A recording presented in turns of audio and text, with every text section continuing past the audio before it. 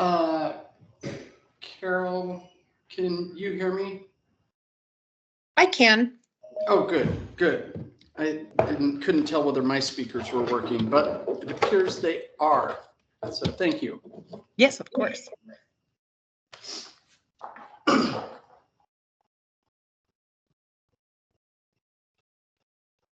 Okay, I'm going to go off camera while I continue eating for a minute.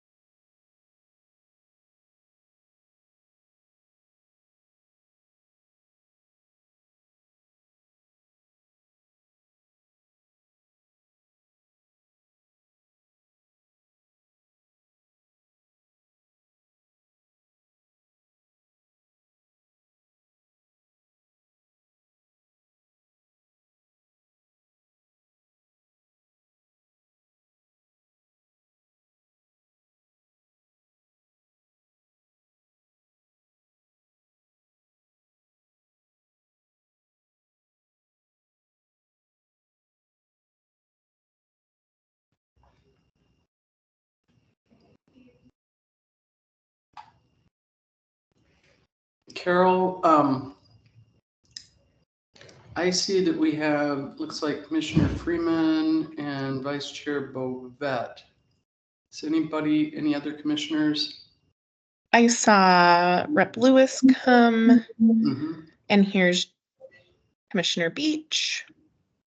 Good. Auxiliary was going to be a couple minutes. Great. Well, let's go ahead and get started. We've got a very full agenda.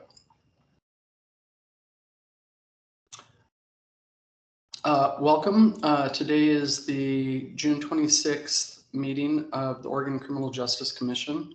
My name is Paul Solomon. I am the chair. And we will go ahead and get started. Let me pull up the agenda. Oh, just had it. Hold on one second.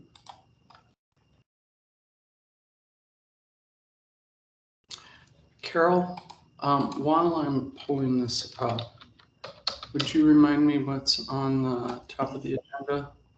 Yeah, so we don't have any public comment today, but starting us off will be Ian Davidson with some Justice Reinvestment Supplemental Award decisions. Yep, I've got it up in front of me now. Wonderful.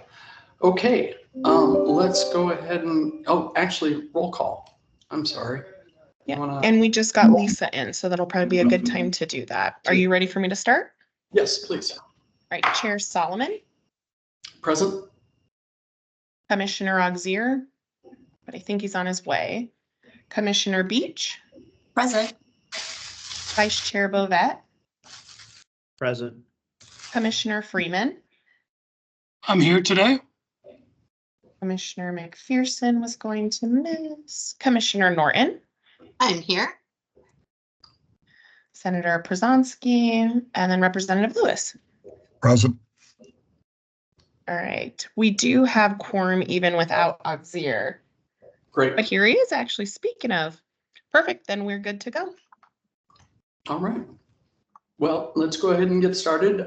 Ian, if you're ready to present, we'd love to hear about the JRP supplemental award decisions. You're muted, Ian. Thank you. Good afternoon, everyone. Ian Davidson, Justice Reinvestment Program Manager. And as Chair Solomon just mentioned, I'll be talking about the Justice Reinvestment Program supplemental funding. You have received a recommendation from the Grant Review Committee, which is detailed in the memo provided in advance. But as a little bit of an overview, as the commission, you all created a focus for supplemental funding. I won't read all of the language here, but just as a quick reminder, you all requested that the funding be focused on restoration or expanding components that promote existing operation of JRP programs. For this particular supplemental round, we had a little more than $780,000 available for program funding, or the funding that typically goes to or through counties, with an additional $90,000 available for victim service providers based in those counties that ultimately receive this funding.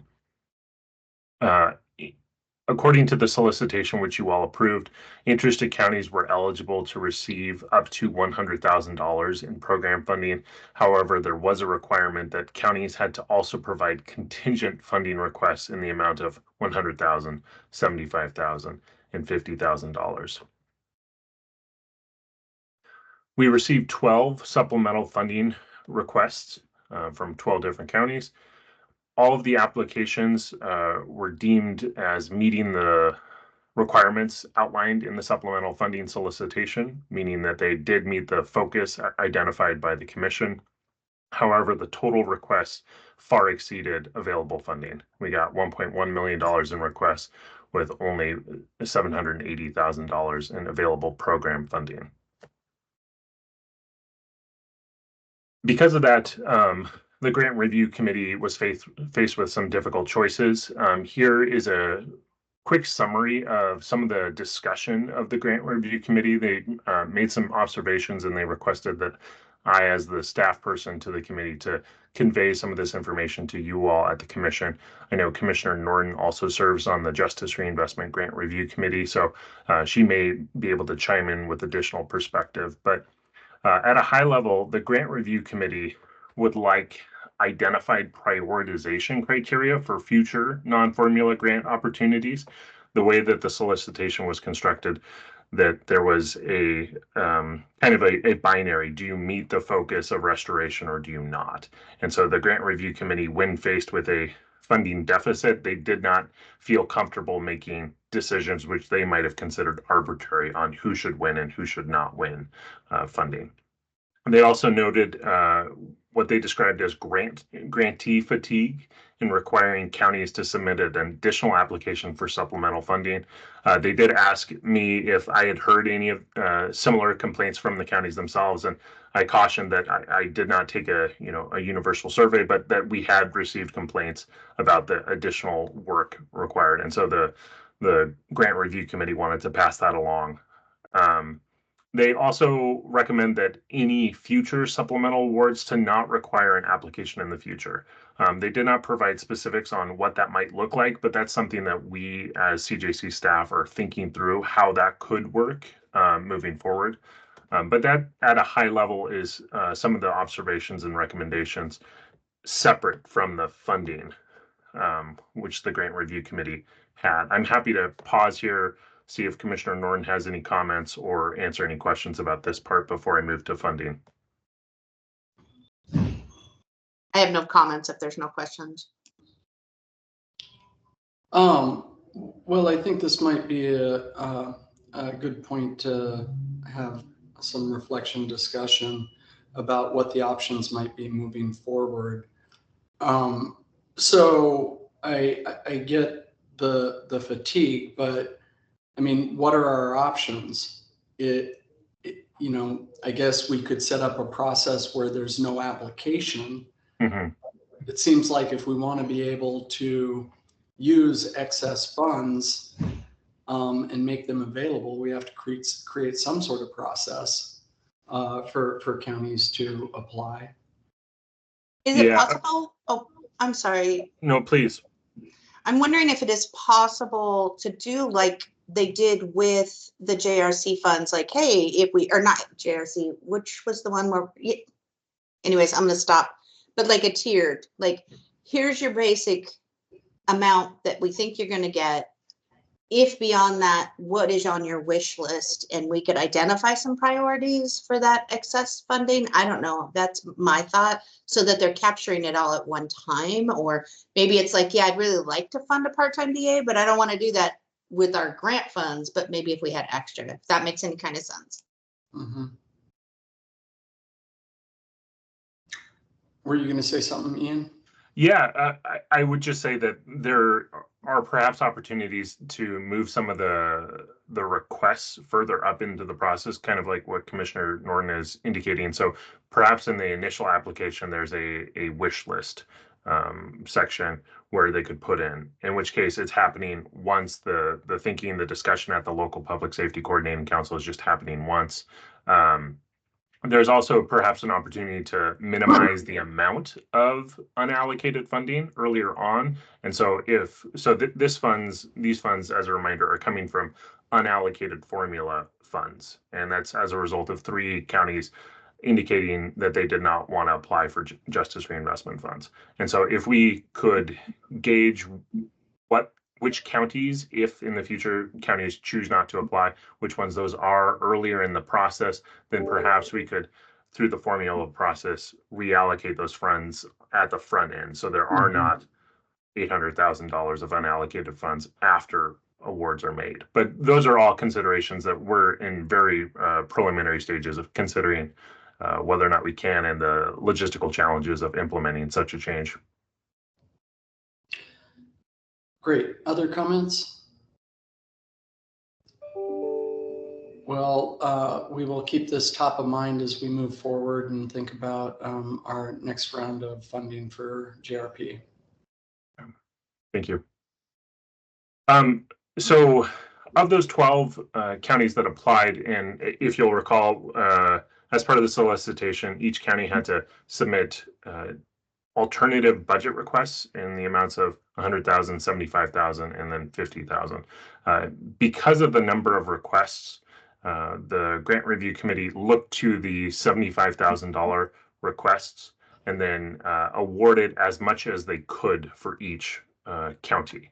And so you'll note here that Columbia County is different from the others because their $75,000 request only reached a maximum of $55,374.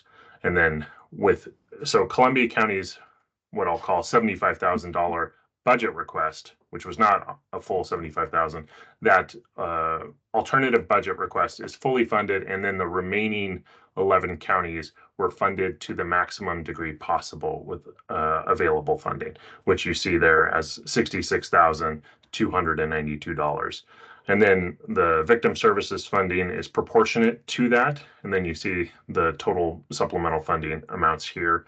This information is also included in your staff memo. And so the grant review committee is recommending these funding amounts for these 12 applications. And so unless there are any questions for me, here are some suggested motion languages to approve the grant review committee's recommendation. Great. Thank you for teasing out the counties that are represented by members who are from those regions. So I would entertain a motion to approve a recommendation for Lane County. If someone would like to make it. I'll second. Well, can we get a motion? I wasn't making the Oh, motion. forgive me. Yeah, sorry. Yes, I will make the motion to award supplemental JRP funds to Lane County in the amount detailed in the staff memo. Great. All right. And I'll second that motion. Great. So we have a motion by Commissioner Auxier, seconded by Vice Chair Bovet. Would you call the roll, please? Yes. Carol? Chair Solomon, I'll abstain. Commissioner Auxier, Yes. Commissioner Beach, Yes. Vice Chair Bovet, Yes. Commissioner Freeman, Yes. person isn't here, Commissioner Norton, Yes. and Representative Lewis. Nobody doesn't vote. So then No. you're good. It passes. I believe I'm a non-voting member. Thank you. All right. Would someone like to make a motion for Multnomah County?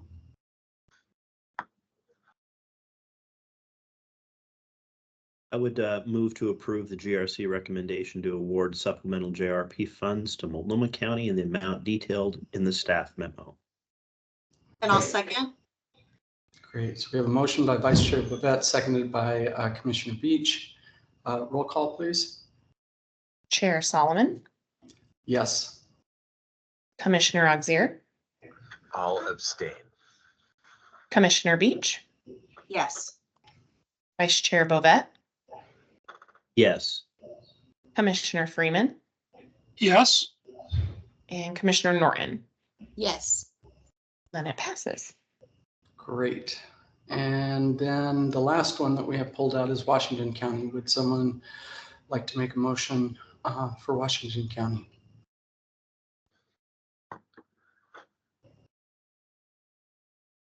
I'll make a motion to approve Justice Reinvestment Program supplemental funds for Washington County. I'll second. So I think it was Commissioner Beach who made the motion, seconded by Commissioner Norton. Did I get that right? Great. Roll call, please. Chair Solomon, Yes. Commissioner Auxier, Yes. Commissioner Beach, Yes. Vice Chair Bovet, Abstain. Commissioner Freeman, Yes. and Commissioner Norton. Yes. Then it passes. Great. And then if we could get a motion for the balance of counties, we will wrap this piece of business up. I would make a motion to approve the GRC recommendation to award supplemental JRP funds to Clackamas, Clatsop, Columbia, Deschutes, Jackson, Josephine, Tillamook, Umatilla, and Wasco counties in the amounts detailed in the staff memo. Can I get a second? I'll second. All right. Motion made by Vice Chair Bovet, seconded by Commissioner Beach. Roll call, please. Chair Solomon, Yes. Commissioner Auxier, Yes. Commissioner Beach, Yes. Vice Chair Bovet, Yes. Commissioner Freeman, Yes. Commissioner Norton, Yes. and it passes. All right. Anything more on JRP in? No, thank you for your time. Great. All right. Next up, we're going to talk about the Restorative Justice Grant Program, and I think Casey's going to join us. I sure am. Thanks so much. Let me get this PowerPoint loaded. Great.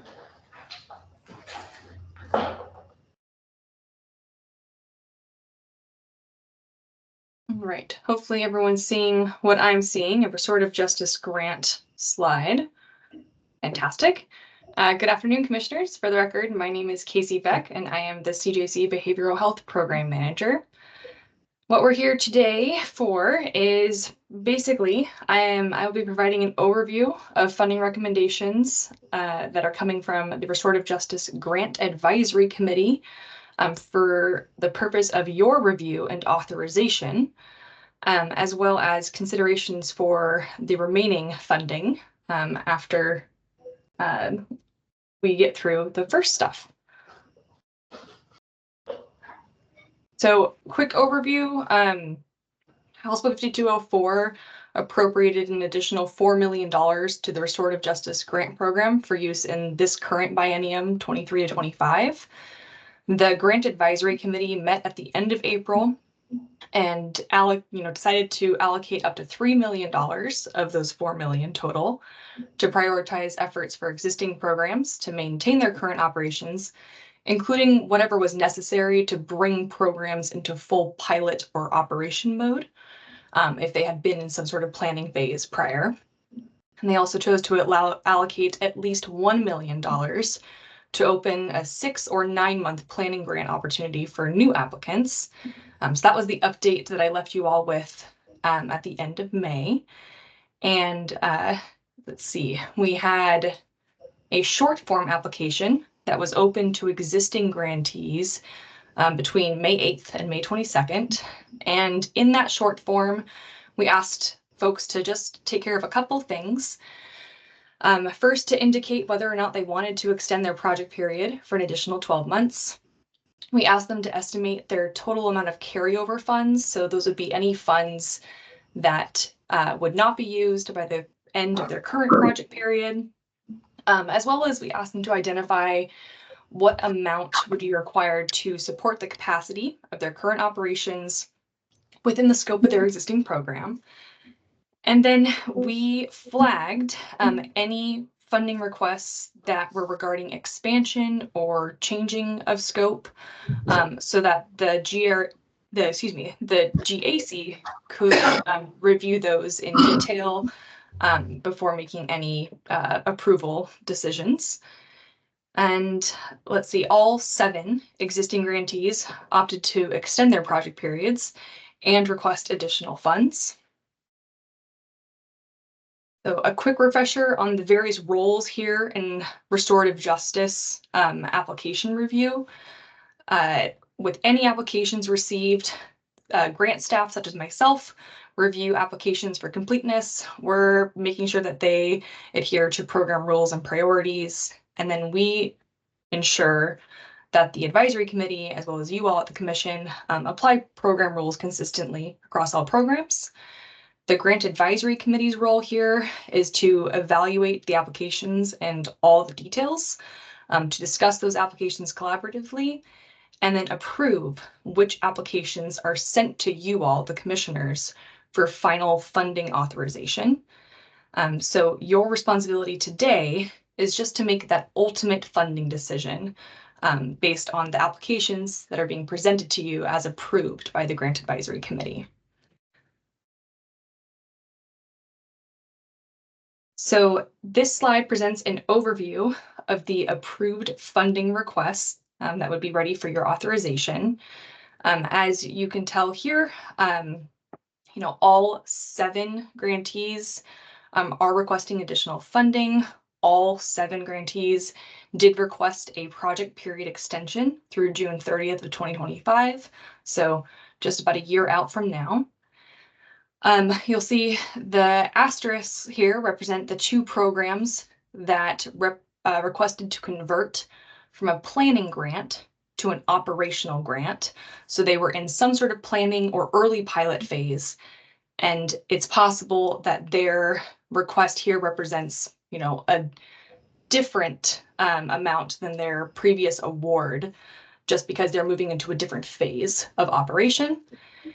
And then the other 2 daggers represent programs who requested either expansion or slight change to their existing operations or scopes. And you'll see here that the total amount came in under the $3 million. So we actually have excess funds.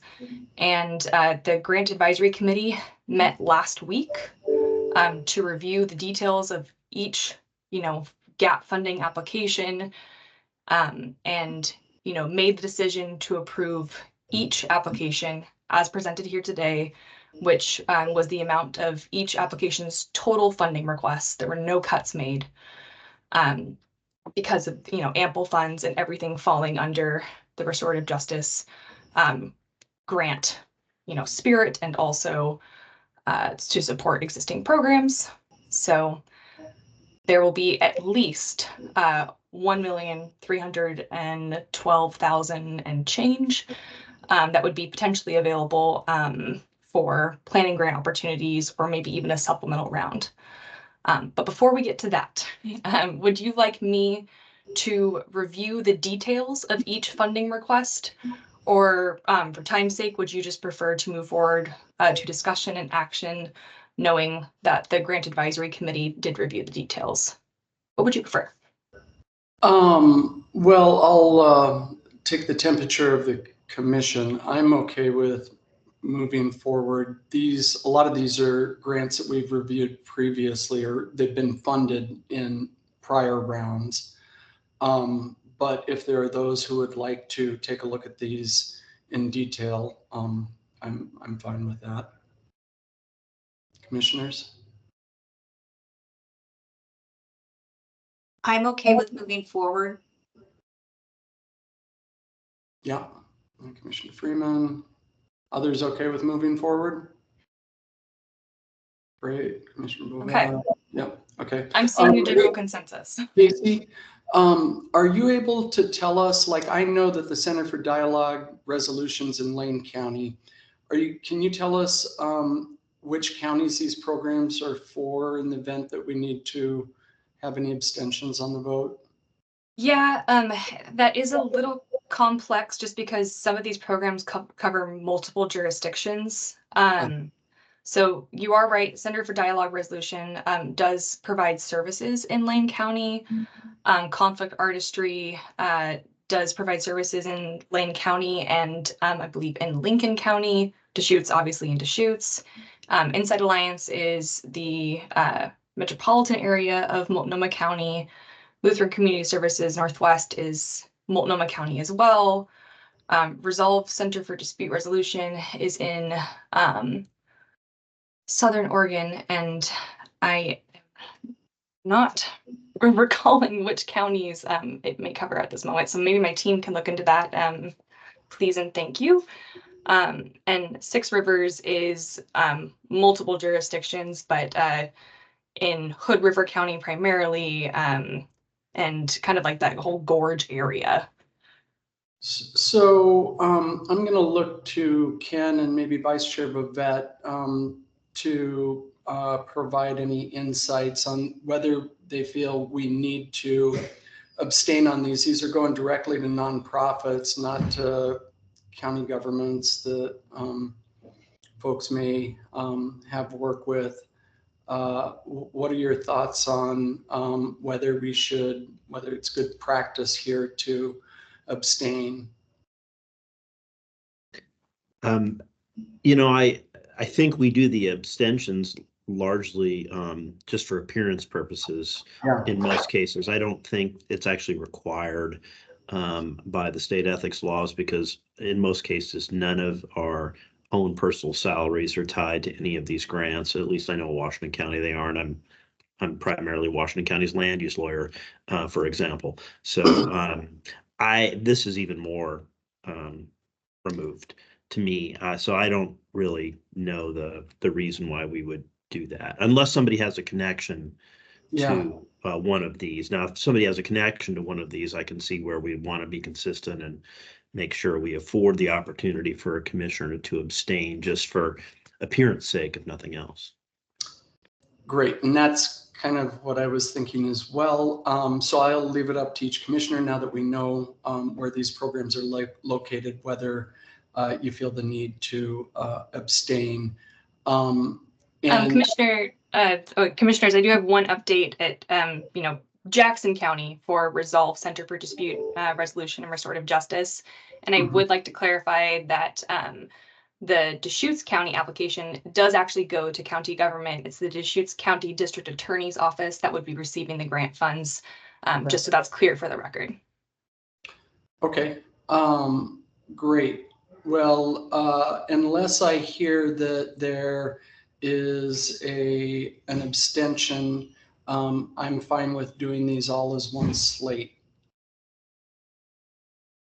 Okay, I will skip ahead here. Just this is the exact same slide, just two down in case I needed to adapt and show everything detailed. But here on the slide is the most, up-to-date amounts. You'll recall that in the memo, this needed to be a live update to you all because the Grant Advisory Committee only met just last week. So I apologize that these are not in the memo, and I would recommend, should a motion to approve and authorize these, that it would be as presented on this slide. Great. All right. We have the information about the grant review, the Restorative Justice Grant Review Committee's recommendations. Is there someone that would be willing to make a motion that ties into all of the awards on the slide presented?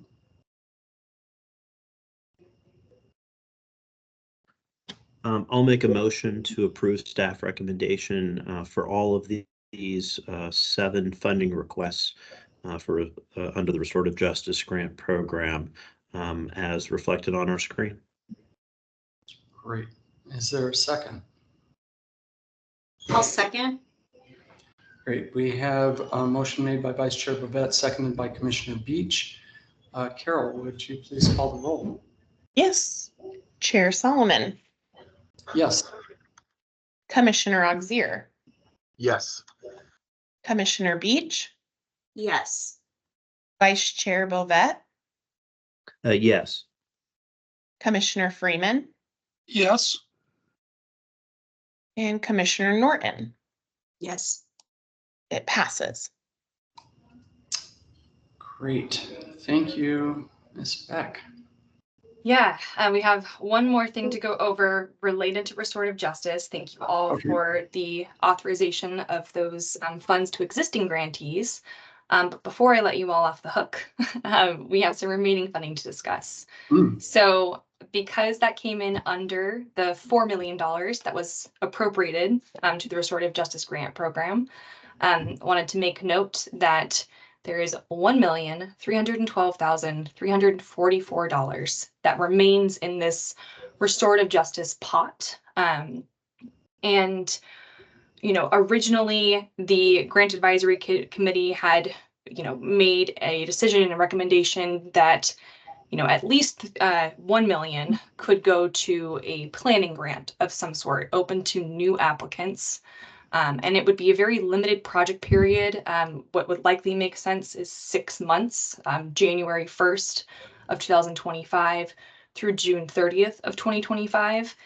And what this would do is give interested parties for the restorative justice world in Oregon, to take the time to plan what would restorative justice program look like in their jurisdiction, which partners would need to be invited to the table. So I guess it's very similar to how the Behavioral Health Deflection Grant Program offered some sort of these planning grants, these limited project period planning grants.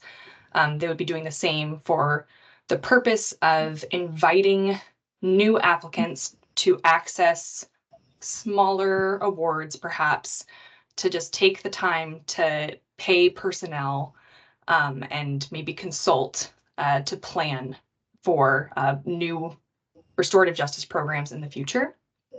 However, because there's greater than $1 million available, the Grant Advisory Committee met again last week to discuss this and provide any input for your consideration today.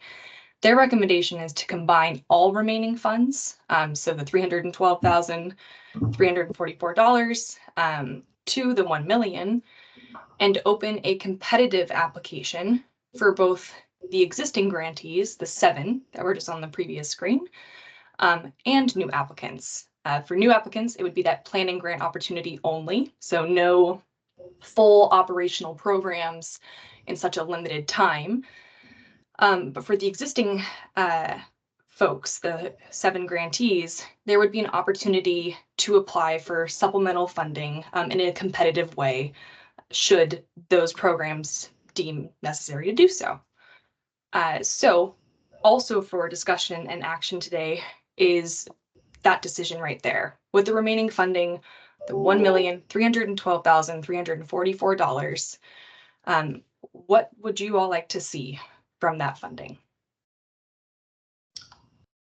Well, I'll just say this is interesting, coming on the heels of Ian's conversation where we heard about grant fatigue in supplemental rounds.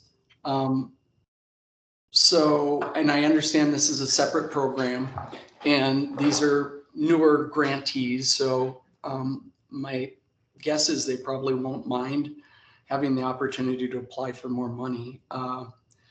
I don't have strong feelings. Are there commissioners that want to opine on this as whether to take the recommendation or some other course of action?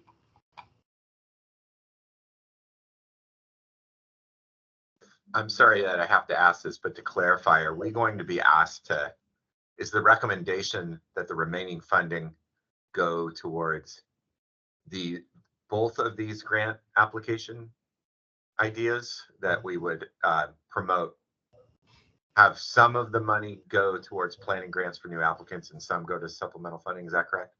Yeah. Not one or the other. Correct. At least that's my understanding, Casey.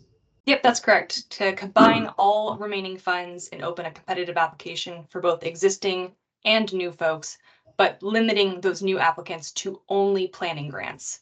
You can't stand up an operational program in 6 months. I think we're all aware, well aware. Yeah.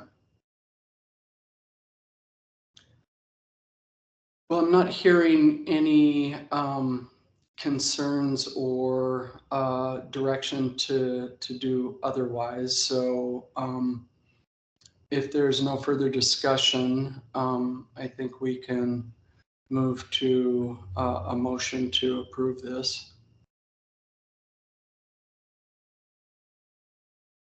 Is there specific language you'd like us to use, Casey? No specific language, maybe just alluding to approving the recommendation from the Grant Advisory Committee to combine remaining funds. I can leave this slide up if that's helpful. Great, great. Is there someone who would be willing to make a motion to that effect? I will make that motion. Great. Do you need us to say what that motion is, Casey? I kind of stated it, but let me just restate it. Would there be someone willing to make a motion to approve the Grant Advisory Committee's recommendation to combine the remaining funds for an open competitive application? And Commissioner Auxier, would you be willing to make that motion for the record? Yes, I would be. Great. Is there a second?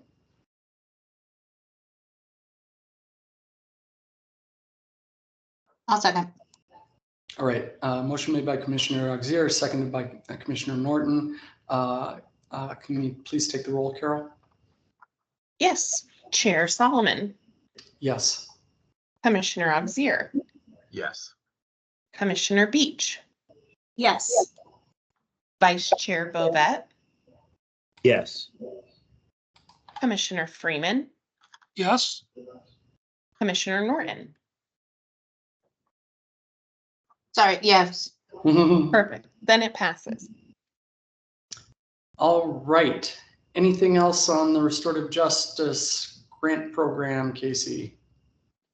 Thank you so much for your efforts today. I will go ahead and let both the Grant Advisory Committee and the grantees know of the decisions that were made. And then you can expect probably us as staff to come back with updates over the next coming months of the solicitation, competitive, all that jazz. And then I would expect, should a solicitation open and then close, it would be probably early fall. So around October or November, I would be coming back to you all to present more decisions regarding supplemental funding and possibly new planning grants. So those are the next steps. Are there any questions for me?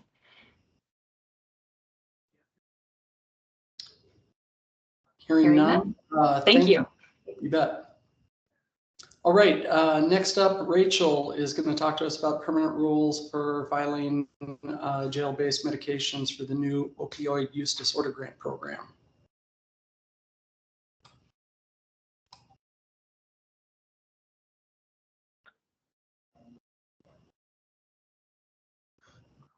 By the look on your face, Rachel, I think you're trying to pull it up on the screen. Yeah, having some issues. Can you hear me and can you see this? It's black screen. Yes, now we got Okay. it. I could not, it wouldn't unmute me, so I apologize. All right, good afternoon, Chair Solomon, Commissioners. I am Rachel MacArthur and I'm staff here at CJC, and today going to be discussing an opportunity for permanent rulemaking for the jail-based medications for opioid use disorder grant program. We at CJC call this the JMOOD grant program, which I feel like is a little easier to say than this long name. So decisions for you all that are available today is if you all approve the language that was provided to you in the memo, then we would file for notice for the rules, and it would kick off the 7-week period where it would be public notice and comment. And then they would then become permanent in mid-August, and then we could move forward with the solicitation and the grant process. If today there is a recommendation to revise or revisit any specific language, it would just simply push back that timeline. So those are the decisions before you all today. Before we get into the language, just real quickly, in case some of you all are not familiar with this grant program, it did come out of House Bill 4002. And so the purpose is to support opioid use disorder treatment and transition planning services to persons in custody. And there's 10 million eligible recipients are counties and cities that operate a correctional facility, as well as federally recognized tribes in Oregon that operate a tribal correctional facility. And we did have a rules advisory committee come together at the beginning of this month to provide some feedback on the language of these rules. And so this particular rules advisory committee was made up of both individuals who were involved in the creation of the bill, the drafting of the bill, as well as system partners. And so the purpose of this particular committee is that we rely on them, CJC staff relies on them to provide any sort of feedback to the drafted language that is presented to them. And so the idea being that the rules will then align with the spirit of the bill and also the overall purpose of the grant program. So I just wanted to, before I get into some language, you all have a full copy in the memo that you received of the rules. And I'm happy to go over any parts of the overall draft if you have any specific questions. Most of them are very standardized grant making rules, but there are just a few sections that I would like to direct your attention to today. But if you have any overall questions about any of the language within the rules, please don't hesitate to ask any questions. So the first part of the language is one of the definitions that we asked for feedback on from the Rules Advisory Committee was the definition of rural.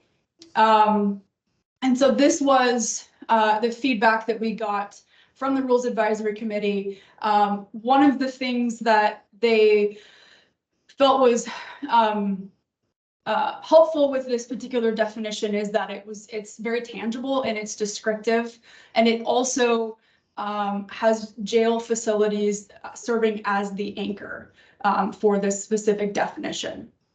So I can show you what this, I think Commissioner Freeman has a question. Yes. Commissioner Freeman, did you have a question? Sorry.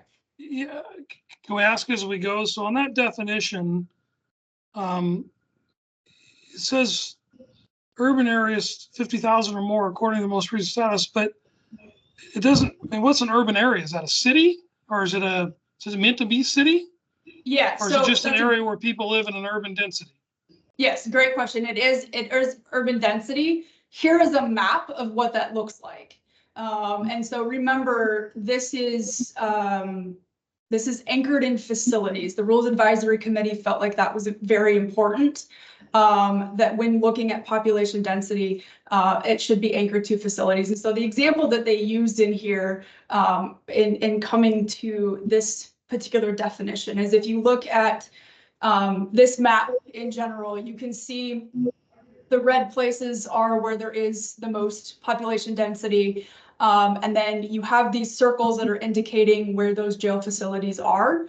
The ones that are dark black, like that are bolded, would be considered rural. And the ones that are grayed out mean that they do have a jail that is close enough in distance to where they would not be considered rural.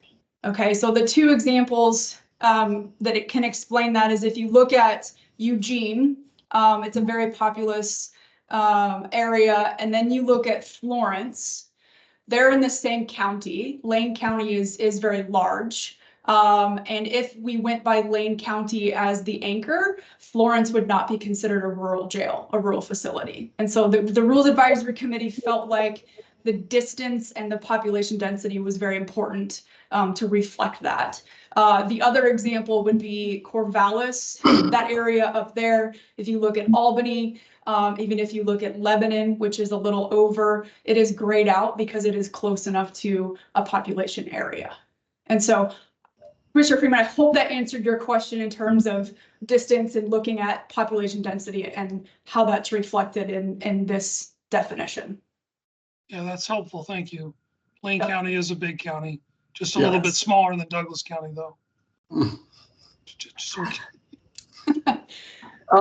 So this brings up a question for me, and I forget if I know we've talked about this in the past, the rural definition, but around consistency in language in our grant. So is this language consistent with what we've used in other grant programs?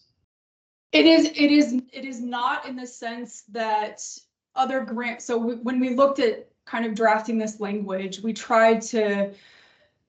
started off with counties, anchoring it into counties what is very similar to other grant programs. And the reason why the Rules Advisory Committee and CJC staff didn't feel as though it was appropriate was because it's anchored in actual facilities, right? So that's kind of who the applicants are going to be. We did look at definitions through OHA, and this is kind of where we got to this language in particular, was OHA had done a very similar definition where they looked at hospitals and they anchored it to a facility so it was kind of the very similar language. And so consistent with that idea, not necessarily consistent with grant programs at CJC where counties are applicants rather than a facility.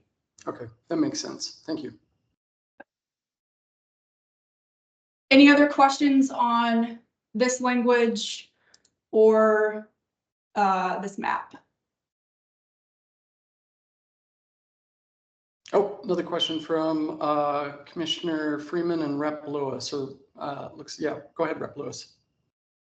Thank you, Chair. So in House Bill 4002, it specified at least 10% of the funding has to go to rural or tribal. Could you explain if let's say 10% of rural counties requested that funding, would that mean that the tribes conceivably could receive no funding, or is it 10% for counties, 10% for tribal both? Rep Lewis, that's a great question. I actually have some language in another slide that I'm going to get to where it addresses, I think it will address your question appropriately, but it addresses specifically the tribal allocation from the bill. And so when the Rules Advisory Committee was considering this definition in particular, they did indicate that by through this language, that 10% for the rural counties would be taken care of and would be met. And so we drafted some language, I just want to make sure nobody else has any questions about rural, but in the next slide, you'll see we drafted some language to address specifically tribal correctional facilities and their allocation of funds. Okay, thank you.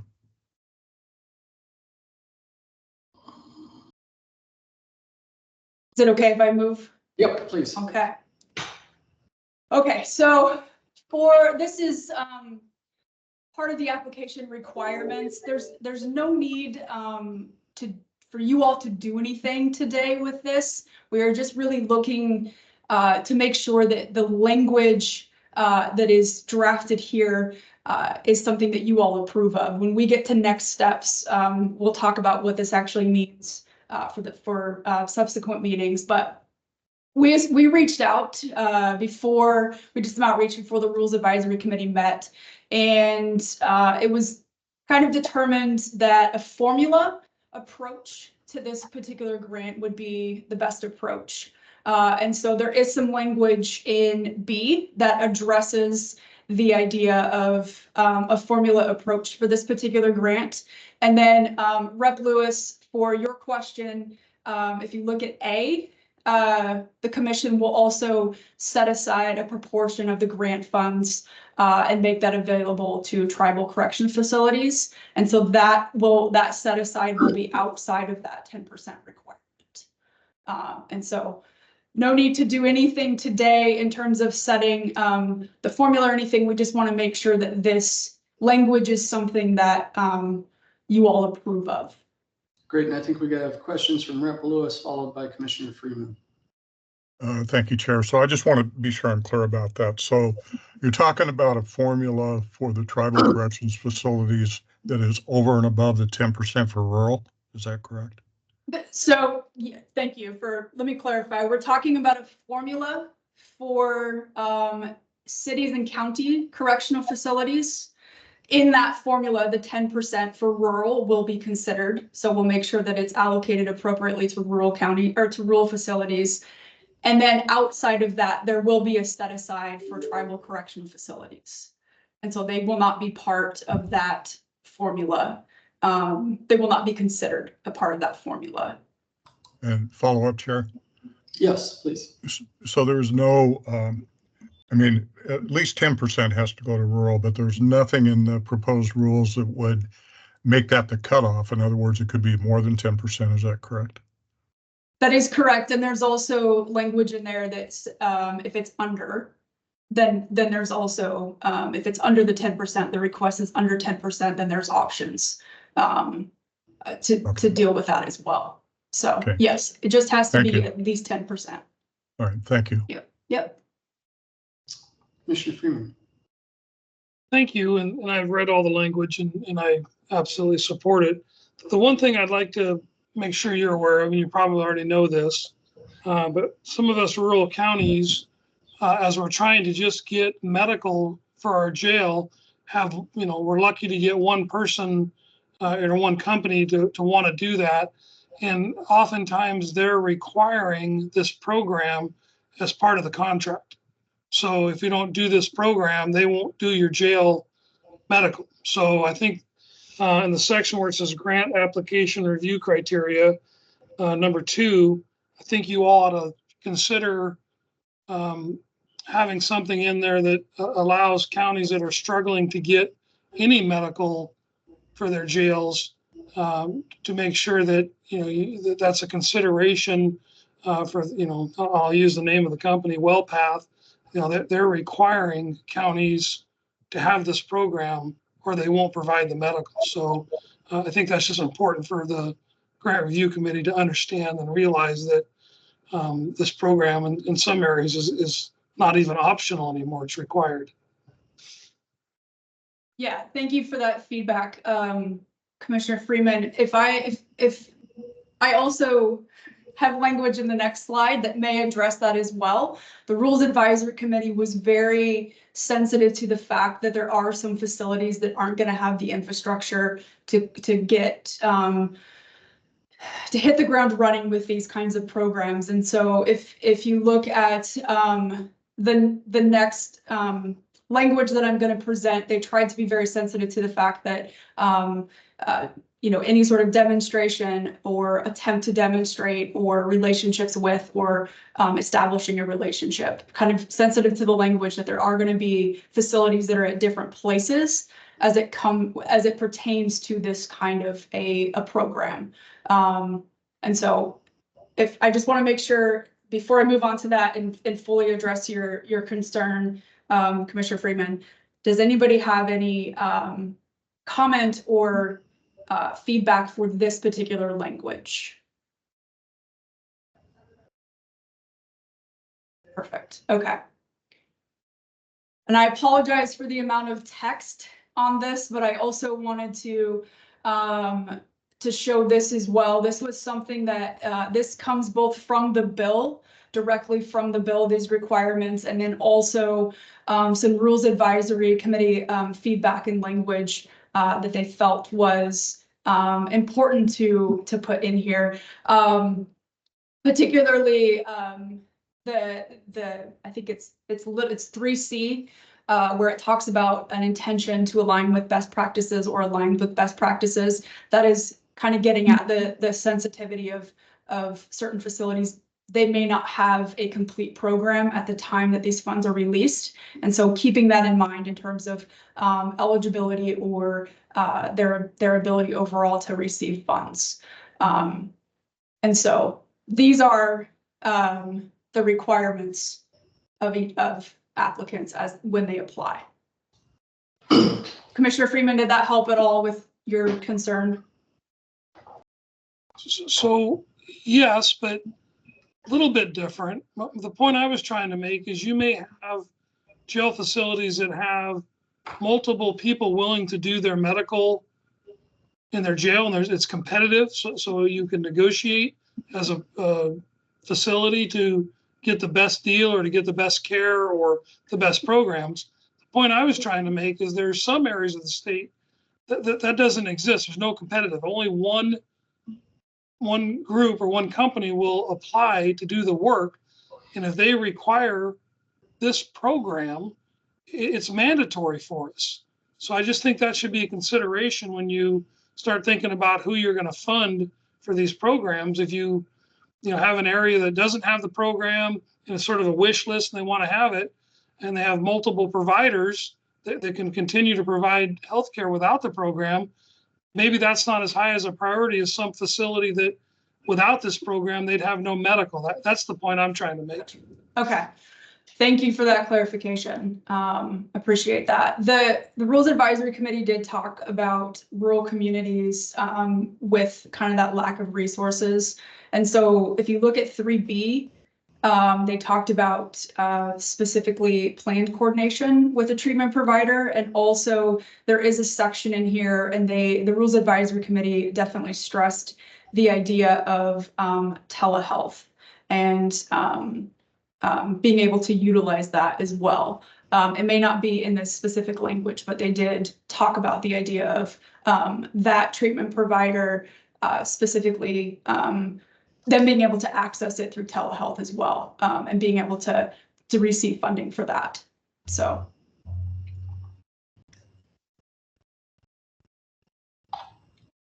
Any questions about this language or anything else within the rules? I've got a question, comment, and it has to do with how you're tracking data. So farther along in the rules, it talks about the CJC's under evaluating efficacy section. And I know in Lane County, they received a COSOP grant from the Bureau of Justice Assistance, which is their comprehensive opioid stimulant and substance abuse program, to launch a program, a MOUD program. And one of the things that was really tricky is tracking people after they leave the jail. And I'm really curious, like, what kind of data you think you'll be able to collect, because I recognize that particularly in jails where they don't have the capacity to keep people for long, it can be really difficult to get people on like Suboxone or some of these other medications, because they're just not there long enough. So I'm curious how you're thinking about navigating those challenges with counties, and what data you think they'll actually provide that's meaningful. Yeah, that's a great point. The Rules Advisory Committee had a pretty robust discussion about that, the evaluating efficacy section in the rules. And it's broad. The language in the rules is very broad, and it is for the reason that you are talking about, Chair Solomon. There is the Rules Advisory Committee was concerned with being too narrow in the rules, simply because they weren't quite sure what resources facilities were going to have. And so the solution that they came to was to have more specificity either in the solicitation or the application, or in reporting as the grant gets off the ground. We do financial reporting quarterly. We could also do data reporting as well. And so those are kind of the solutions that they came to. I will say, if you look, part of the discussion with this language, with B, if you look at based on intake rates and average daily population of facility and overdose data, that language was recommended by the Rules Advisory Committee specifically because there is specifically with overdose data, there is some difficulty in collecting it. And so I think that's something as this grant gets off the ground and kind of moves forward, that is something that the GRC can then revisit and have a little bit more specificity once they get an idea of who's actually applying and some of those challenges. It was definitely a discussion that the Rules Advisory Committee had, but they ultimately decided for the rules and for setting the guidelines, because there is such difficulty, to wait for that specificity after we get an idea of who's actually applying and what those resources are. Great. So it's kind of a non-answer, but it's something that we can follow up with you all once we get a better idea of what this grant program looks like. Great, that's helpful. Okay, so next steps, like I said, if there's any other questions or anything about anything in the rules, I'm happy to address them now. And answer any questions, but if approved today, these rules will be submitted, and then we will kick off the regular public notice and comment period, and then they'll become permanent in mid-August. And then two things, like I mentioned earlier, in subsequent meetings, in a subsequent commission meeting, we will then bring forward a formula where CJC staff will convene a work group to establish this formula. We will then bring it to you all for approval. And this will determine the proportion of grant funds that will be allocated to applicants. And so while we're waiting for these rules to be approved, we will convene that work group so that we can determine what that looks like and bring it to you all for approval. The other part as well is we will ask you all to determine a tribal set aside that will be informed through tribal consultation over the next few weeks. CJC will initiate the tribal consultation process. And so we will bring you that information as well at a subsequent meeting. So these are the next steps. I just need to know if you all approve the language in the rules that were presented to you all today. Do you need a formal motion on that, Rachel? Or I believe so. Yeah. Okay. Okay. Commissioner Beach. Forgive me, Chair. Thank you. Forgive me if this was discussed already, but when do you or the CJC anticipate these funds will actually be available to counties and tribal? Yeah, that's a great question. Tentatively, depending on how this goes today, tentatively, we would like to be able to come to you for approval of funds in October, November of this year. And so that's the timeline.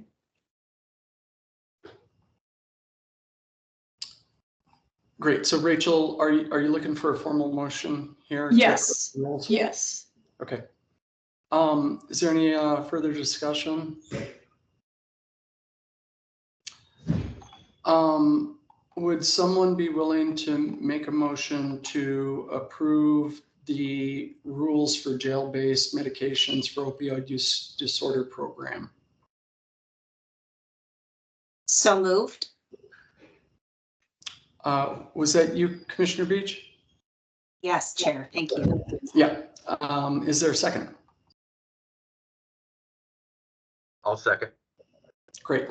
Motion by Commissioner Beach, second by Commissioner Auxier. Would you please take roll, Carol? Yes. Chair Solomon, Yes. Commissioner Auxier, Yes. Commissioner Beach, Yes. Vice Chair Bovet, Yes. Commissioner Freeman, Yes. and Commissioner Norton. Yes. Then it passes. Great. Thank you for that, Carol, and thank you, Rachel. And I think, Rachel, you're still on deck to talk to us about the person crime designation. That is correct.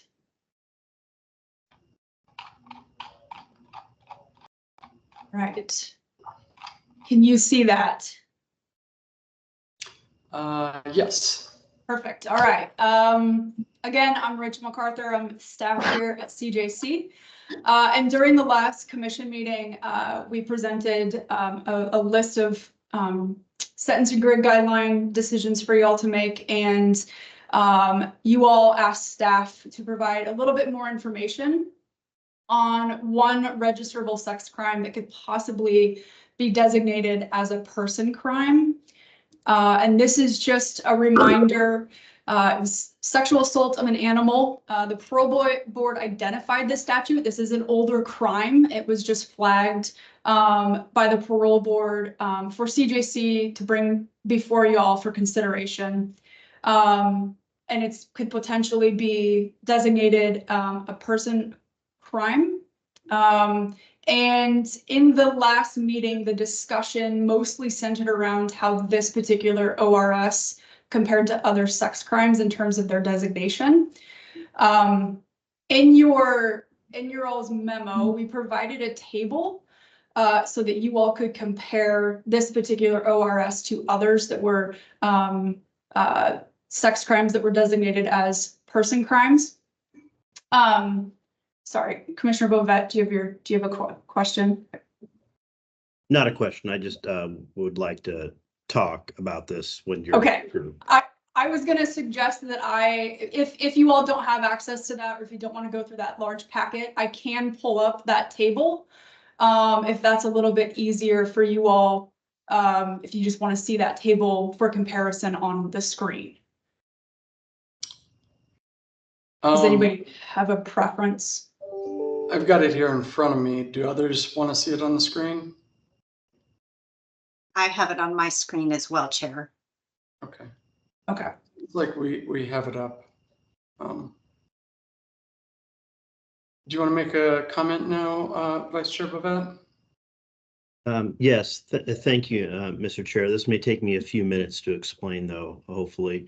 Bottom line is, let me tell you why I think that chart, as well as the statute provided in the staff memo, is irrelevant to this discussion, and I think is not what we need. But I admit first that our discussion around this at last meeting was muddled. I have refreshed my recollection and looked at the statutes. I think what is most relevant is actually an administrative rule, OAR 213-003, 0001, subsections 14 and 15. Those are the definitions in our rules of what is and what isn't a person crime. So I believe that the Board of Parole has inquired about this particular offense with regard to whether it should be classified as a person crime. And I believe it should. And let me explain why I believe that it should. If nothing else, is a matter of consistency. So first, let's just address that chart and the statute provided in the memo and why I think they're irrelevant. It is true that this particular offense is treated as a registrable sex offense under Oregon state law.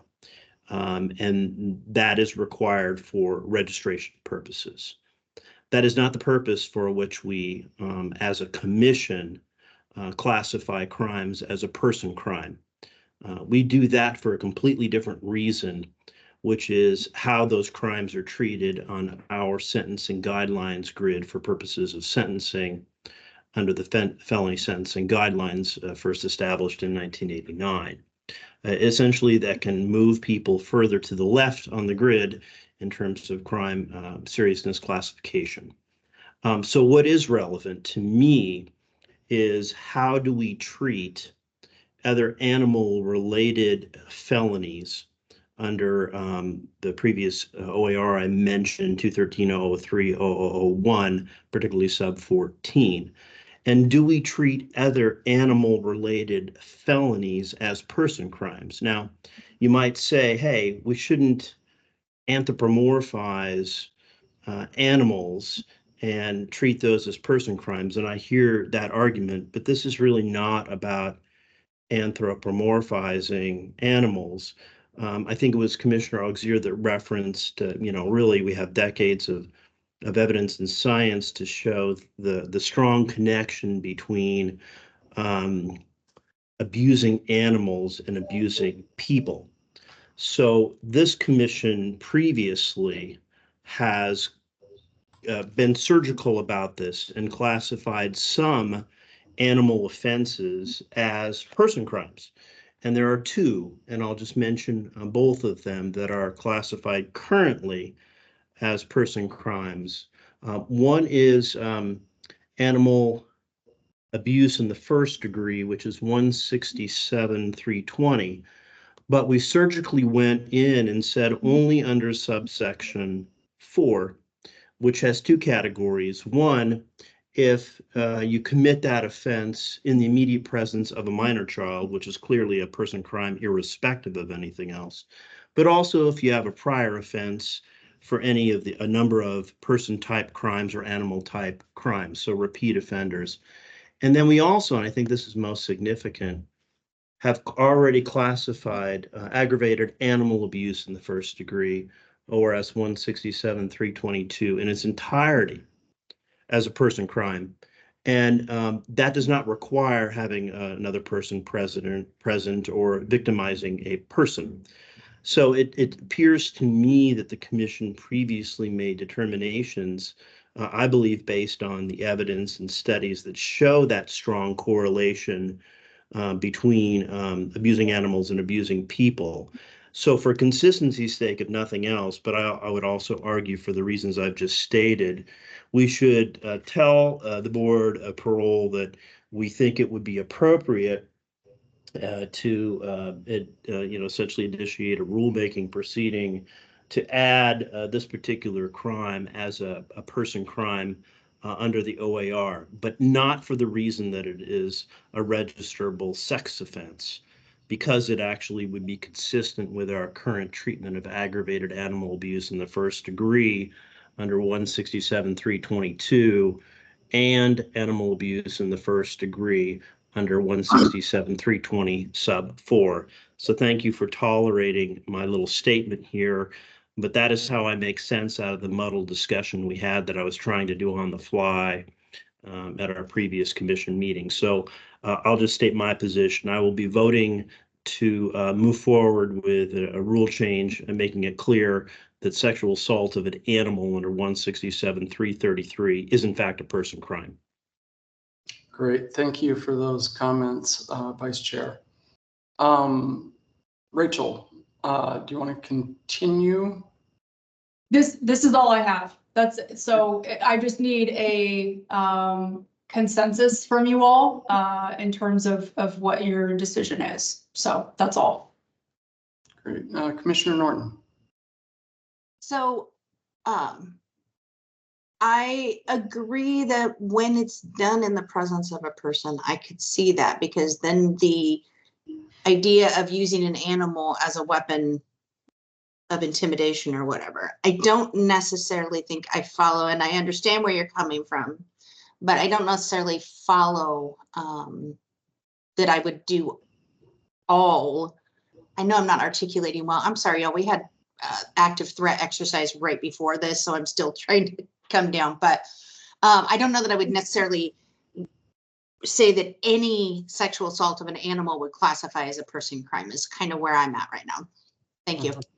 Mm-hmm. Commissioner Freeman. Well, I would just like to comment that I think the consistency argument is a very valid argument.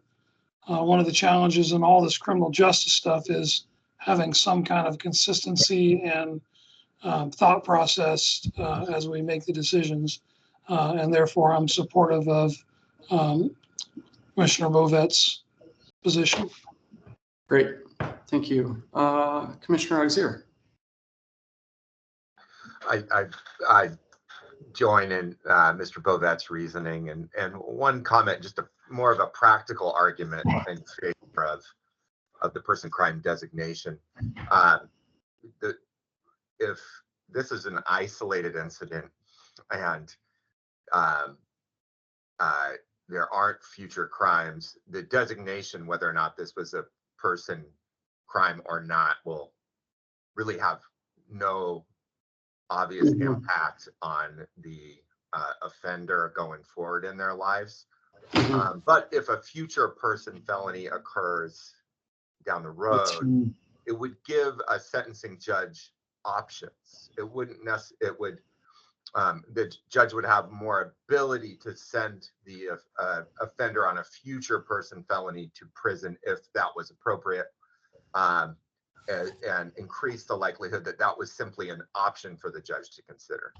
So that was one of the reasons why I joined in Mr. Bovet's reasoning. Great. Is that all the commissioner? Oh, Commissioner Beach, do you have thoughts? I support this as well for all the reasons that Commissioner Bovet mentioned. Thank you, Chair. Yeah, great. I am not opposed to moving forward with this designation. One of the things, though, that I would like to see, because I've often heard this referenced, is research that points to people who abuse animals continuing on with greater severity in their criminal behavior. And I haven't seen that data or research. And if there's someone that could provide that, I would love to take a look at it.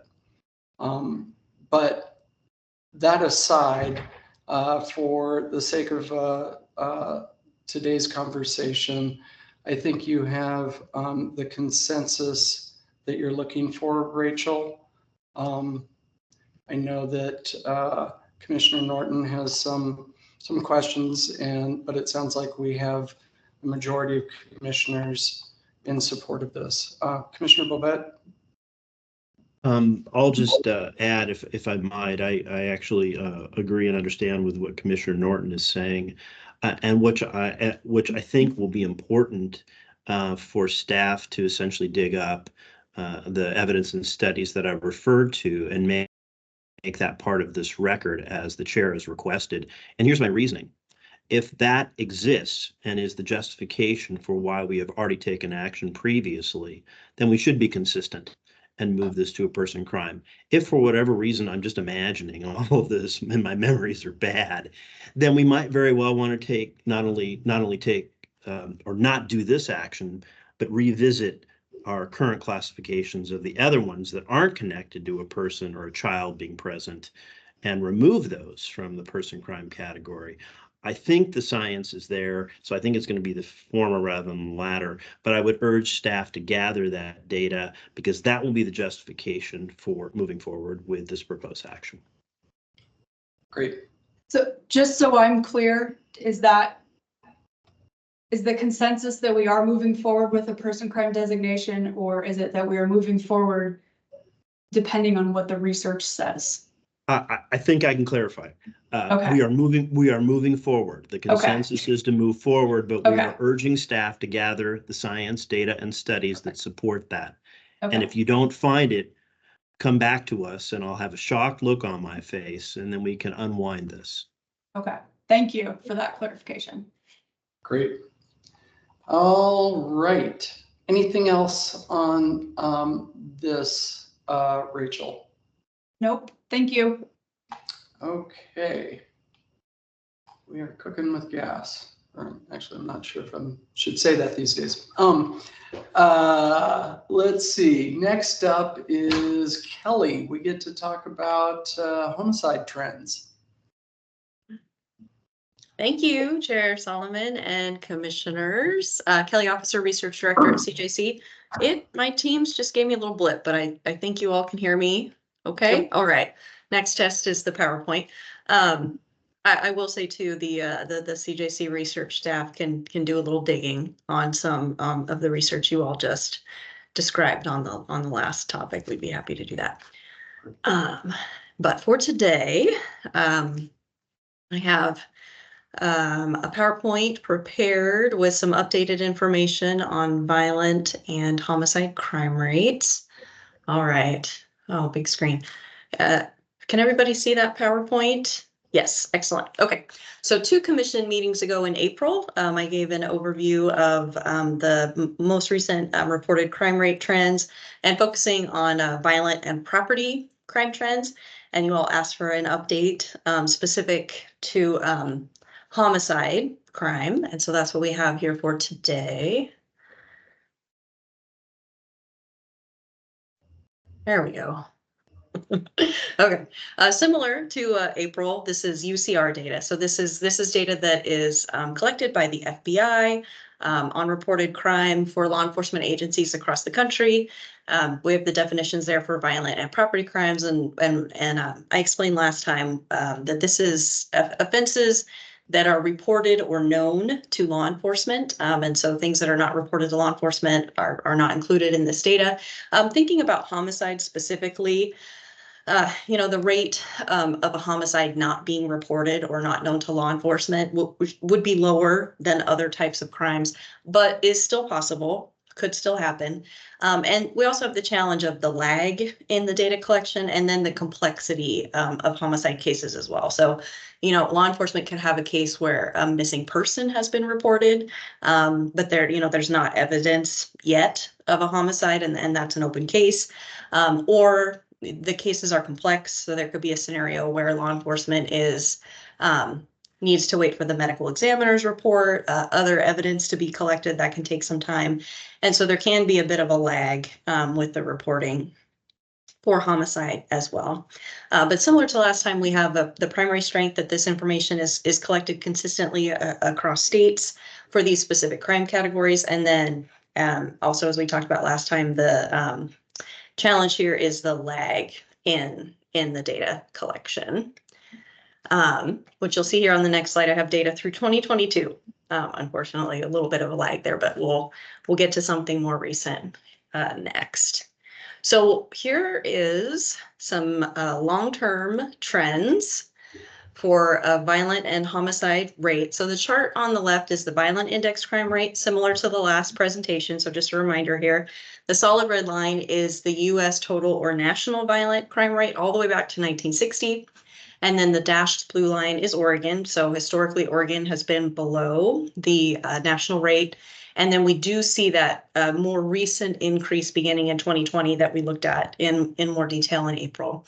And then on the right is the homicide rate specifically. So you'll see that line is a bit more jagged. This is showing a trend for a more rare event. So we do see some more variability there.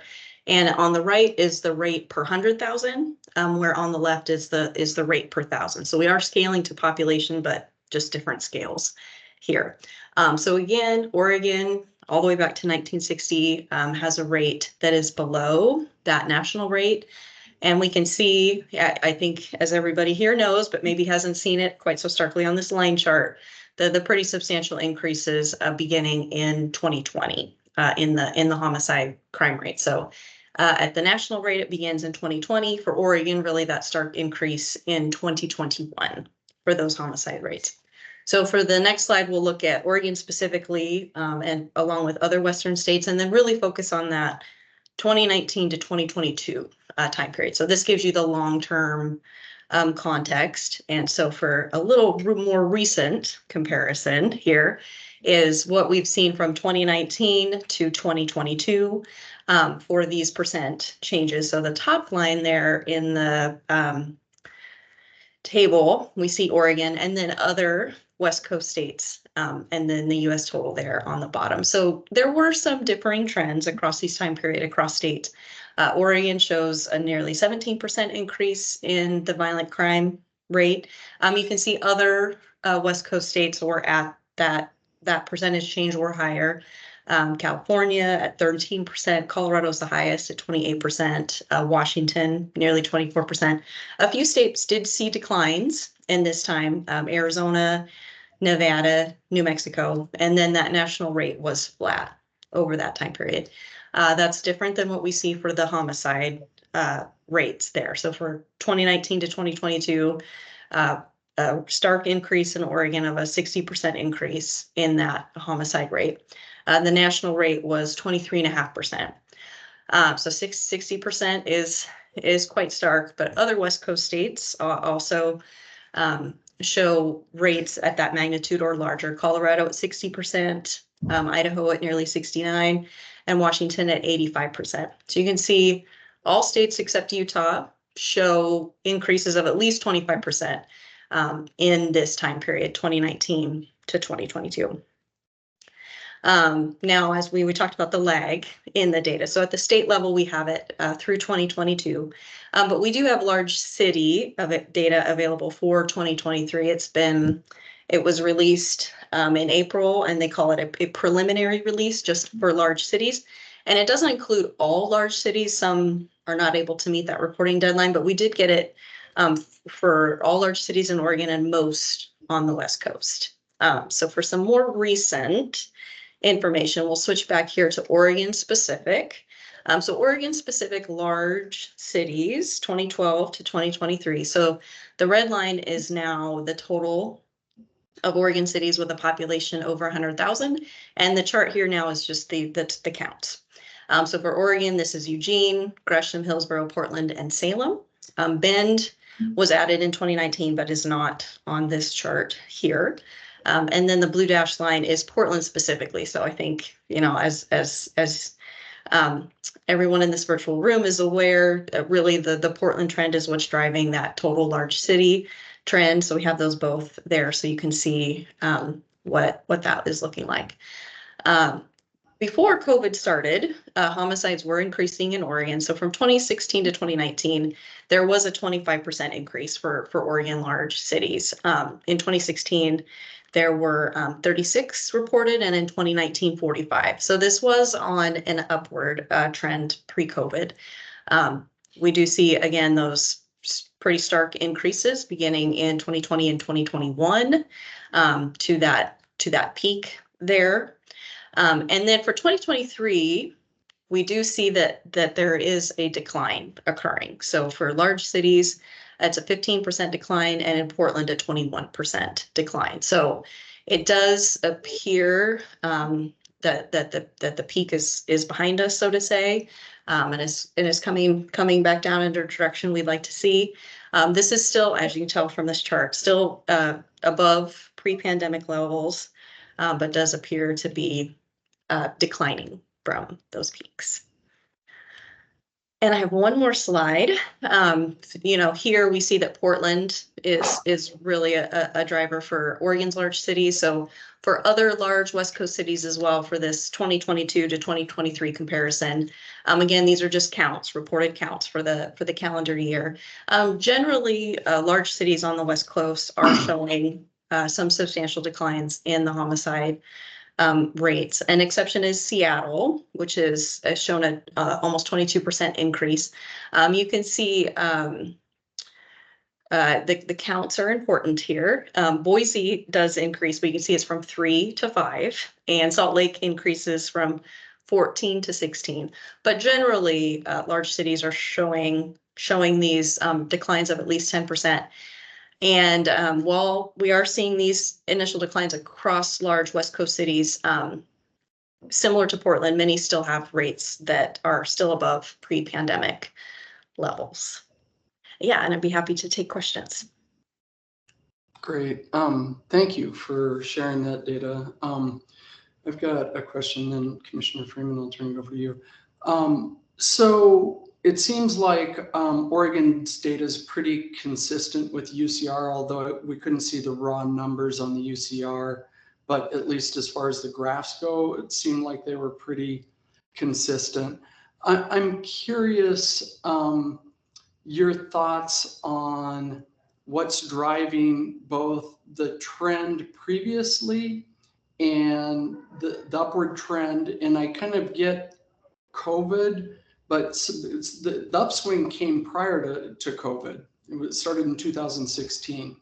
So I'm curious kind of what people are saying about the trends nationally as well as in Oregon, and what you think is driving the decrease. And I would welcome Commissioner Auxier or others to share their thinking here as well. So thoughts, Kelly? I'll chime in as a researcher, as a criminal justice researcher. I would love it if I could say, here were the two things that were happening that caused this increase, right? And to be able to identify those and then say, okay, those are the two things. Let's address those two things and hope that leads to a decrease. It is fairly complex, and there's a lot of criminal justice research, both about declines seen in crime rates in the mid 90s and then increases being experienced today. There really isn't simple answers for those. I will kind of, well, that's the Oregon specific chart here. With COVID came such a change in daily activities and patterns, right? A change to consistent processes in daily life, maybe challenges in like safety net programs, right? Safety net programs are not there.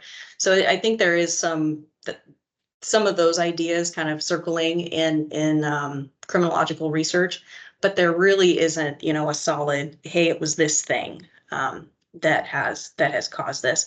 It's also challenging too, because, this of course is criminal justice data. So we look at this and we say, oh, well, the criminal justice system should address this.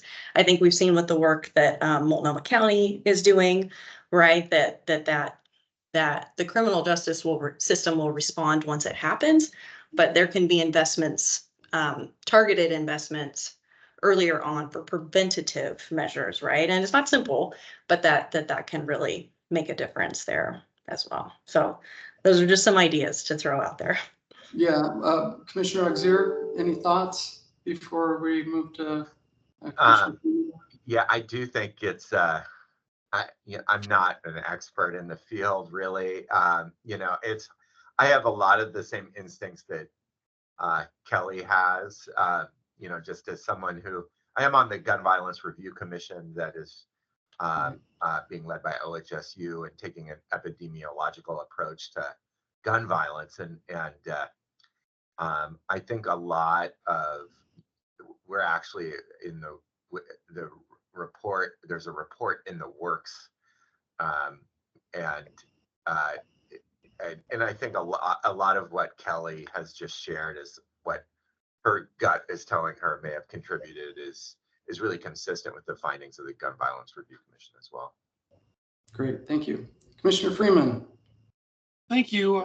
I was going to mention something similar to what you mentioned, that statistically things happen, and sometimes it's hard to figure out why they happen. But I've spent enough years looking at graphs and charts and statistics that sometimes you're never going to figure it out.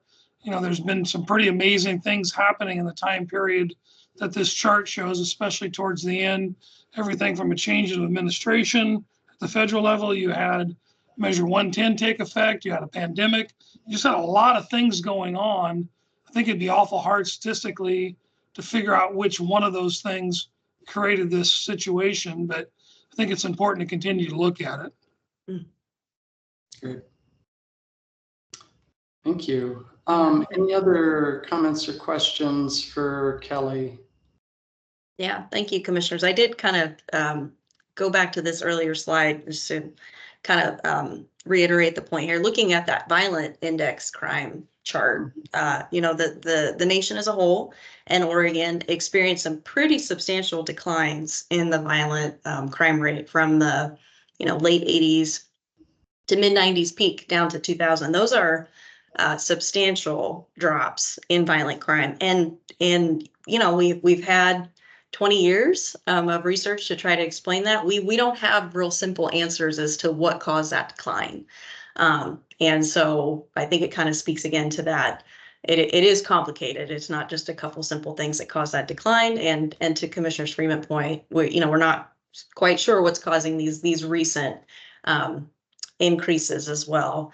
And then one final point, which is thinking about, you know, if this was a chart of oh gosh, something medical, right? Blood pressure rates of senior citizens, right? We've had advances in medicine and advances in healthcare. And so when we're making an impact on something like that, we can measure it really well, right? When we're trying to measure humans' decisions and humans' decisions in, you know, in kind of a fight or flight mode, it's a lot harder to predict and pinpoint what's driving those.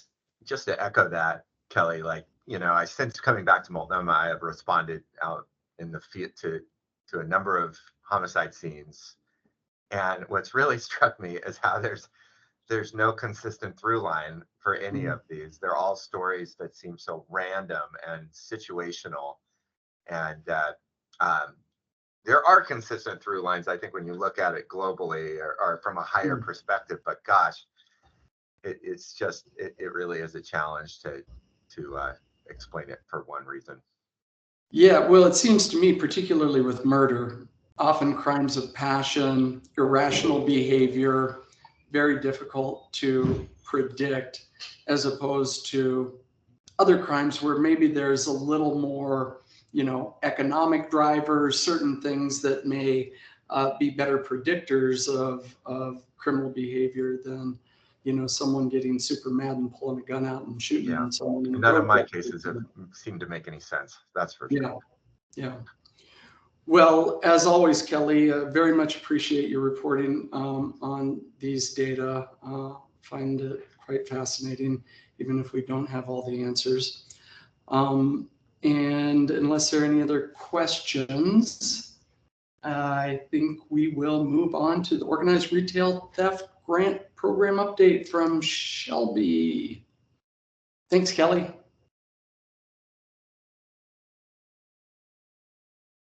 Hello. Just one moment and I will get my presentation uploaded. Great.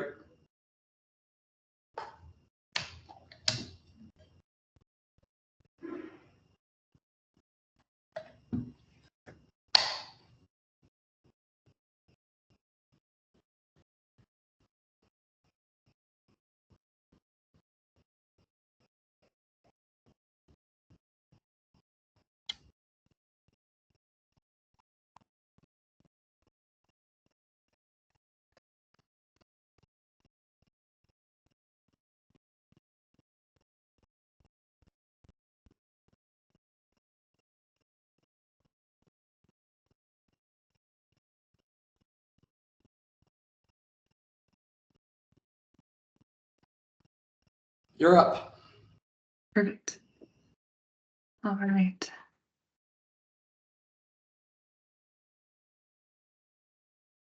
Okay, so thank you for your patience while that loaded. Good afternoon, Chair Solomon and Commissioners. My name is Shelby Grauer and I'm a grant coordinator at CJC. And today I'm going to be giving you an update on the Organized Retail Theft Grant Program.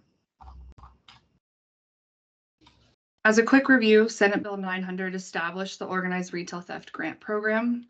It allocated a total of $5 million in general funds. Eligible recipients include city and county-based law enforcement agencies, community-based organizations, and the Oregon State Police. Funds may be used on costs incurred through addressing organized retail theft and are competitive for local law enforcement and CBOs, but are available to the Oregon State Police.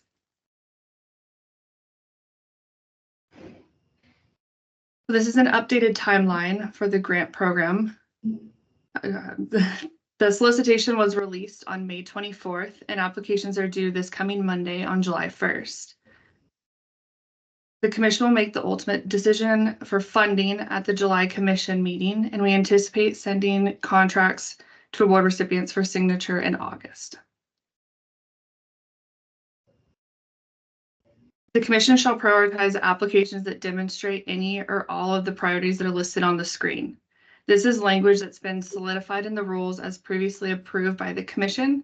These priorities were also included in the solicitation and have been made available for applicants during the application process. The solicitation includes an outlined project period of April 1st, 2024 to June 30th of 2025. Applicants have been asked to complete a cover sheet and review the eligibility requirements, as well as answer a series of narrative questions that directly correspond to the priorities listed within the rules.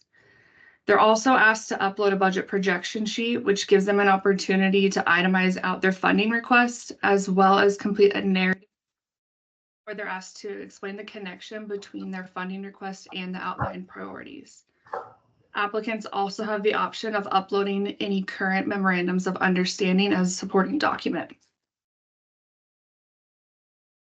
Senate Bill 900 did not require a grant review committee. Therefore, the commission will receive a recommendation from staff and will then make the ultimate funding decision.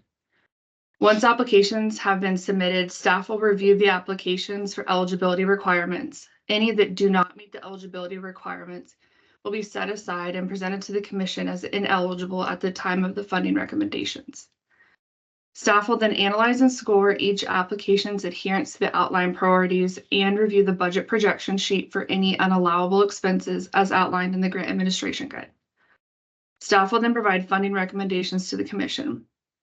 The commission's role will then be to consider the funding recommendation made by staff and make the ultimate funding decision. Staff will present their funding recommendation at the July commission meeting, and the presented analysis will include the applicant's name, the eligibility requirement that they've met, so whether they are the Oregon State Police, city or county-based agency addressing organized retail theft, or a community-based organization addressing retail theft, their proposal overview, their program type, so whether their implementation or existing, the service area that they seek to serve, a review of the priorities that they've met, as well as their total funding request. Looking forward at the next steps, the first being the applications are due again on July 1st, so this coming Monday. Once applications have been reviewed, staff will review and complete the analysis. And then we will present the analysis to you all at the July commission meeting, where we'll be seeking the commission's ultimate funding decision. A copy of the solicitation and a link to all of the submitted applications will be included in the July commission meeting memo for you all to review. Otherwise, I'm happy to answer any questions that you have. Great, thank you, Shelby. This looks pretty straightforward. I'm curious, I know you'll probably get a lot of applications over the weekend or on Monday coming in at the last minute, but have you received many applications today? Yes, we have 23 applications that are pending as of today. Wow. Yeah. Okay. Wow. Okay. Sounds like we've got some folks interested in participating. Commissioner Beach. Thank you, Chair. And I'm sorry if I missed it in one of the slides, but how much money is available for this particular grant? It's a total of $5 million. Got it. Thank you. All right, any questions for Shelby? Thank you for the update. Sounds like we've got our marching orders. Oh, Commissioner Norton. I apologize. My button is, I'm slow on the button today. I just had a question because I'm noticing the applications that are due July 1st. Is this a mandate of some sort during, I'm just thinking like, isn't that also the start of the fiscal year for a lot of people, and what a nightmare that must be? I don't know in the future if maybe that's something we should take into consideration. I don't know, maybe it's fine and people don't care. Yeah, thank you, Commissioner Norton. That's helpful feedback when we can consider that. Commissioner Beach? Do you have Well, thank you, Chair. Just a comment to follow Commissioner Norton. I believe this is also the due date for the deflection grants. So I would share that sentiment that there just seems to be a lot of requirements for submissions, supplementals, and such. It would be nice to stagger it if all possible, but I do understand the Criminal Justice Commission's anxious to get these funds out. Indeed. But I certainly agree. It's difficult, challenging. Yeah. All right. Well, thank you, Shelby. We look forward to reviewing the applications at the July meeting. Thank you. All right. And looks like we're just about at the end of the agenda. And I am very pleased that we are going to get out of here, or at least I think we will, unless Ryan takes us over the allotted time here, that we'll get out of here a little bit early. You're saying I don't have the 17 minutes? I know, I like how he blames you. It's all on You you, don't Ryan. keep us long. Yeah. I'll be happy to work on getting you all out of here a little bit early. You pretty much heard from all of the grant programs today and the updates. With the exception of probably the behavioral health deflection program. So given that it is pressing on most counties and individuals' minds, I'll just give the brief rundown to say those applications are also due on the 1st, as Commissioner Beach just brought up. We are anticipating the same number, I guess, of applications as we previously had through the early adopter program, and it may be upwards of 5 or 6 additional applications in the process, but time will tell. In the meantime, the Grant Review Committee is meeting tomorrow at 9 a.m. online to talk through a number of impacts-related matters, but also the review process for the deflection grant moving forward. For any of those that are interested in tuning in, I know, of course, some of the commissioners are part of that group. There's been a lot of interest, of course, in this program. And so like we did with the early adopter round, we will work to develop a summary of applications once we receive them all and make that available to you as commissioners, as well as other interested parties. Please do give us a couple of weeks to do that and turn that around. But we know that there's a lot of interest in what is being asked for, what these might look like. And so we're working to develop that in the meantime. And then the review committee, the Impacts Grant Review Committee, will be meeting or is scheduled to meet on August 1st to actually make the funding decisions associated with the grant program. So we continue to move at a very rapid pace. So a quick shout out to the staff who are doing a phenomenal job with that, given the pressing timelines and the immense significance of the program. The other thing I'll mention is that also in the works and beginning in July is a series of workshops regionally, 3 different locations throughout the state in July, where we're working with OHSU and a particular group within that organization or a couple of, I guess, partner organizations providing technical assistance to all of the applicants. This will be post-application assistance, right? The applications are already in, but the idea is to continue the conversation within each of those counties and their teams about their plans and action steps moving forward, recommendations from a larger national organization known as the Center for Health and Justice. So that is underway. So the work just keeps continuing on that grant program. And again, we will, while it lives underneath the purview of the Impacts GRC, we'll continue to keep you all updated as things progress. 2:45, done. Boom, wow, great. Any questions for Ryan about deflection or any other agency issues? All right, well, I love it when we have a big agenda and we can move through it timely and actually get out of here a few minutes ahead of our scheduled time. So with that, thank you to staff, thank you commissioners, and we'll see you all at the July meeting. Thank you all. Mm-hmm. Thanks, everyone. Take care. Yep, bye-bye.